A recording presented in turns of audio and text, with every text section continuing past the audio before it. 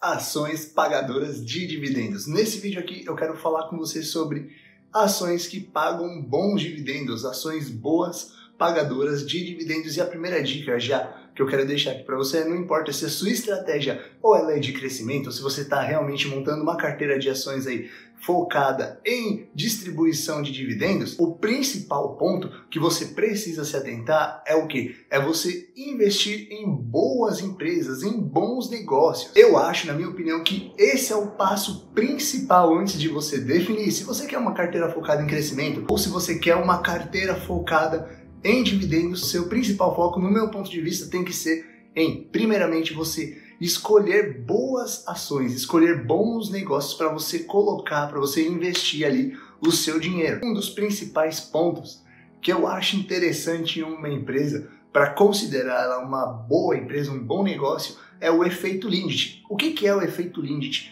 Antes de tudo, o efeito Lindt seriam empresas que se provaram ali durante o tempo. O que isso significa? Empresas que estão aí já há muitos e muitos anos entregando resultado, distribuindo dividendos, entregando resultado positivo. Então tem empresas que você vai ver que já passou por crise, já passou por pandemia, já entrou governo, saiu governo e a empresa continua entregando resultado positivo. Em alguns casos continuam distribuindo dividendos. Então isso eu considero uma boa empresa, uma empresa que nesse caso passou pelo efeito Lindt, que a gente chama. Então esse é um dos pontos que eu acho interessante ali para começar a considerar uma boa empresa. E se você também pensa em utilizar a estratégia de buy and hold, assim como eu também utilizo na minha carteira pessoal, o que é o buy and hold?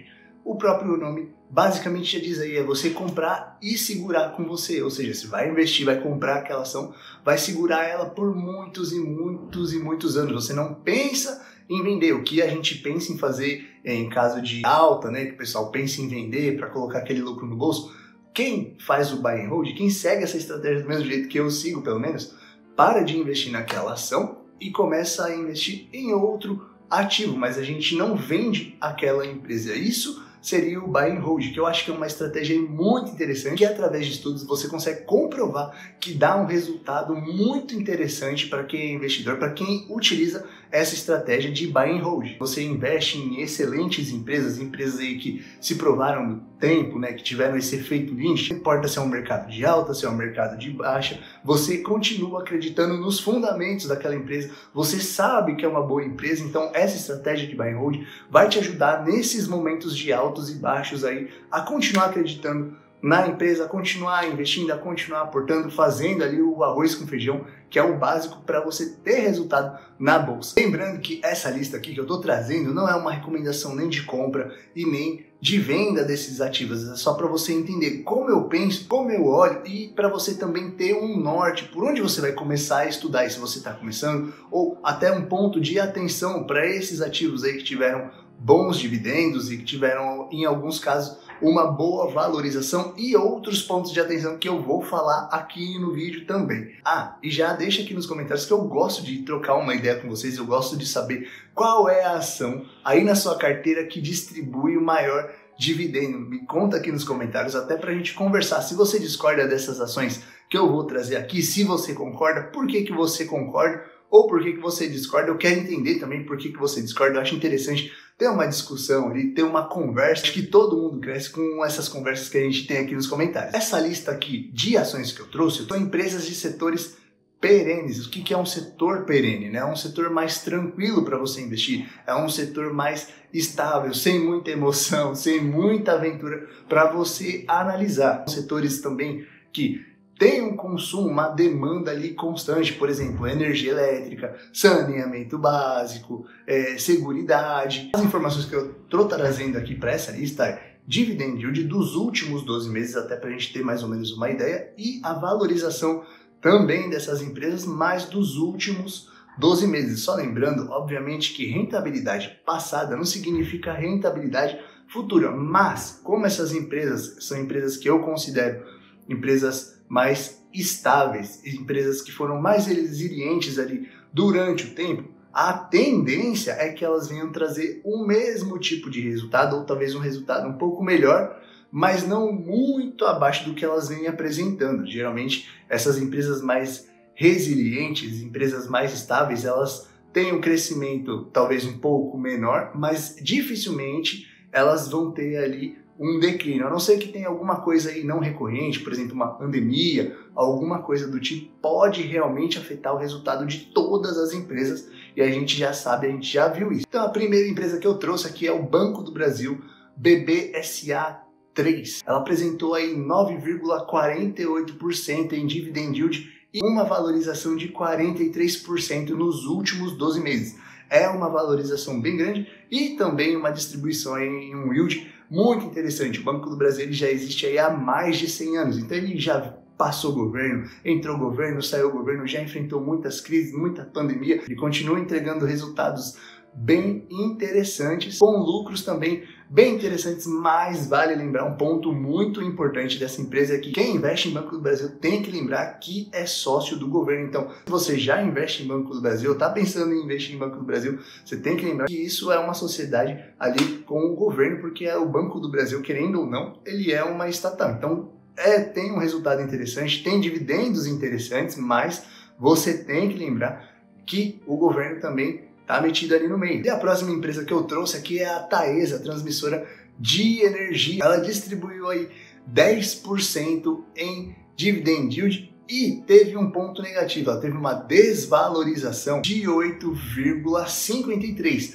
Mas sempre lembrando que se a gente segue uma estratégia de buy and hold, essa desvalorização, ou talvez até uma valorização, isso não deve te abalar, isso não deve te afetar emocionalmente, que a gente está pensando nesse tipo de investimento, investimentos em ações, no longo prazo. Então isso vai servir para a gente balizar ali a nossa carteira de investimento. Se ela está desvalorizando, talvez seja uma hora interessante para você comprar mais, e se ela teve aí uma alta valorização, talvez seja um momento interessante de você rebalancear a sua carteira ou não investir em Taesa, por exemplo, investir em uma outra ação ali que talvez esteja desvalorizando no momento, beleza? Então lembrando que valorização ou desvalorização não é motivo para a gente ficar abalado se a gente segue uma estratégia de buy and hold, se a gente segue uma estratégia de investimentos no longo prazo. E se você quer aprender a investir em ações, fundos imobiliários, como você analisa esse tipo de ativo, como você investe em renda fixa, em stocks, em Apple, Google, Microsoft, e como você investe em REITs também, que são os primos dos fundos imobiliários,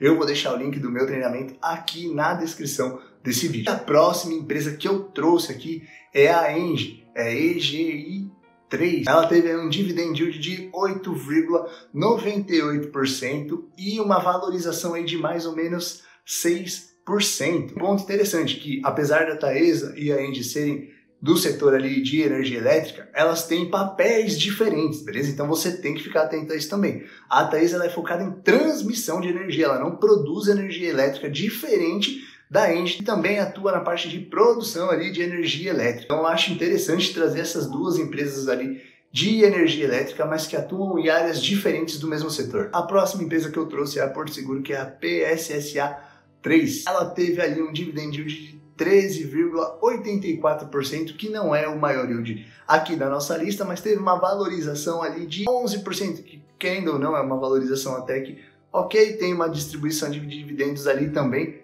bem consistente, beleza? Apesar de ser um dividend yield baixo, a distribuição de todas essas empresas aqui são de forma consistente, elas têm aí vários e vários anos distribuindo dividendos, sem falhar nenhum, isso que é importante, por isso eu considerei elas boas pagadoras de dividendos. E a próxima empresa, que também é do mesmo setor ali de seguros, é a BBSE3. Ela teve um dividend yield ali de 11,36% e uma valorização de 14%. Então só com o yield dessa empresa ali é quase ali o mesmo da renda fixa. Se a gente considerar os dois, passa fácil aí da renda fixa, mas é lógico que a gente tem que entender o risco de cada uma, né? A renda fixa ela traz ali um pouco mais de segurança.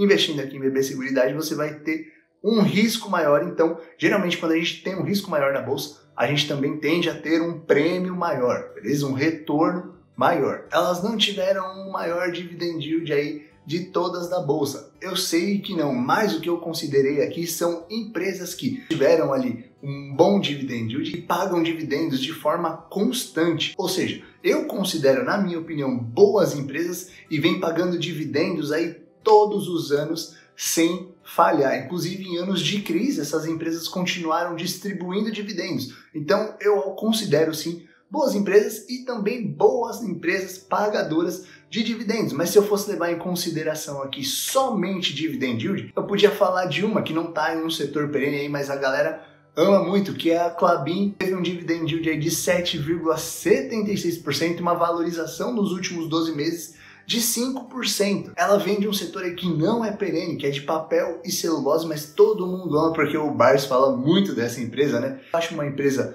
aí interessante, então vale a pena você dar uma estudada. Teve esse efeito Lindt ali, né? Que é uma empresa muito antiga e entrega resultados interessantes também, mas não é um setor perene, é um setor de commodity. Então quem investe nesse tipo de empresa, quem investe em Klabin, tem ali os seus percalços, beleza? Vai ter momentos de altos e baixos também. Não é um setor tão tranquilo quanto esses outros setores que eu comentei. Podia falar também de Petrobras, por exemplo, que teve um dividend yield de 26% e uma valorização nos últimos 12 meses de 65%. É um absurdo. Uma valorização aí muito grande. Só que tem um porém. Ela não distribuiu dividendos todos os anos. Tem vários anos que ela ficou sem distribuir, depois ela veio e distribuiu muito dividendo, uma raquetada só. E outra, quem investe em Petrobras tem que ter em mente que também está virando sócio ali do governo, ou seja, uma canetada que eles derem ali, muita coisa pode ser afetada dentro da empresa, como já foi afetado nos governos anteriores. Então, quem investe em Petro pensando só em dividendo, só em rentabilidade, só em valorização, tem que ficar ligado nisso. Então, qual é o meu recado com tudo isso? Tendo esses pontos aí de atenção. Meu recado é: não faça parte da manada, não saia investindo o seu dinheiro, a sua grana suada. A gente sabe, pega ônibus lotado, trem lotado, o dinheiro é suado. Então, não saia investindo em qualquer empresa só porque tem muita gente investindo, só porque tem algum influencer, algum YouTube investindo nessas empresas aí que estão na boca da galera aí, que tá no hype, né? Então, pensa bem, analise. Esse é o intuito aqui do meu canal, fazer com que você pense, fazer com que você raciocine, fazer com que você filtre essas informações para você chegar em uma análise mais sólida de qual empresa você vai investir, como você vai montar a sua carteira de investimento. Enfim, eu espero ter te ajudado de alguma forma com esse vídeo. Não esquece de se inscrever aqui no canal e deixar aqui nos comentários qual é a empresa que mais paga dividendos aí na sua carteira. Eu vou gostar de trocar essa ideia com você e eu te vejo no próximo vídeo.